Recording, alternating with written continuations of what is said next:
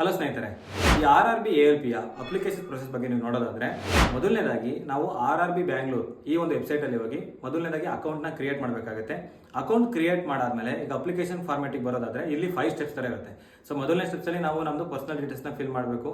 ಅದಾದ್ಮೇಲೆ other details ಅಂತ ಕೇಳಿದ್ರೆ ಅದನ್ನ ಫಿಲ್ ಮಾಡಬೇಕು. ಅದಾದ್ಮೇಲೆ ಎಜುಕೇಷನ್ ಡೀಟೇಲ್ಸು, ಅದಾದ್ಮೇಲೆ ಫೋಟೋ ಆ್ಯಂಡ್ ಸಿಗ್ನೇಚರು, ಅದಾದ್ಮೇಲೆ ಪ್ರಿವ್ಯೂ ಮತ್ತು ಪ್ರಿಫರೆನ್ಸ್ ಅಂತ ಇರುತ್ತೆ. ಸೊ ಇಷ್ಟನ್ನ ನೀವು ಮಾಡಬೇಕಾಗುತ್ತೆ. ಸೊ ಇಲ್ಲಿ ನೀವೀಗ ಫೋಟೋ ವಿಚಾರವಾಗಿ ನೋಡೋವಾಗಿದ್ರೆ ಫೋಟೋ ಬಂದ್ಬಿಟ್ಟು ನಮಗೆ 30 KB ಟು 70 KB ತನಕ ಇಟ್ಕೊಬೇಕಾಗುತ್ತೆ. ಸೊ ನೀವು ಒಂದ್ಸಲ ಅಪ್ಲಿಕೇಶನ್ ಅಲ್ಲಿ ಅಪ್ಲೈ ಮಾಡಿ ಆದ್ಮೇಲೆ ನಿಮಗೆ ಕೊನೆಯದಾಗಿ ಅದು ಪ್ರಿಫರೆನ್ಸ್ ಕೇಳುತ್ತೆ, ಪ್ರಿವ್ಯೂ ಕೇಳುತ್ತೆ. ಅದೆಲ್ಲ ನೀವು ಸಬ್ಮಿಟ್ ಮಾಡಿ ಆದ್ಮೇಲೆ ನಿಮಗೆ ಮತ್ತೆ ಟೈರ್ ಟು ಪ್ರಿಫರೆನ್ಸ್ ಕೇಳುತ್ತೆ. ಸೊ ಅದನ್ನು ನೀವು ಕೊಟ್ಟಾದ್ಮೇಲೆ ಅಲ್ಲಿ ನಿಮಗೆ ಪೇಮೆಂಟ್ ಬಗ್ಗೆ ಇರುತ್ತೆ. ಸೊ ಒಂದ್ಸಲ ಪೇಮೆಂಟ್ ಎಲ್ಲ ಮುಗಿದಾದ್ಮೇಲೆ ಎಲ್ಲ ಸಕ್ಸಸ್ ಆದ್ಮೇಲೆ ನಿಮಗೆ ಮೆಸೇಜ್ ಬರುತ್ತೆ. ಸೊ ಅಲ್ಲಿಗೆ ನಿಮ್ದು ಅಪ್ಲಿಕೇಶನ್ ಸಕ್ಸಸ್ಫುಲಿ ಸಬ್ಮಿಟ್ ಆಗಿದೆ ಅಂತ. ಓಕೆನಾ?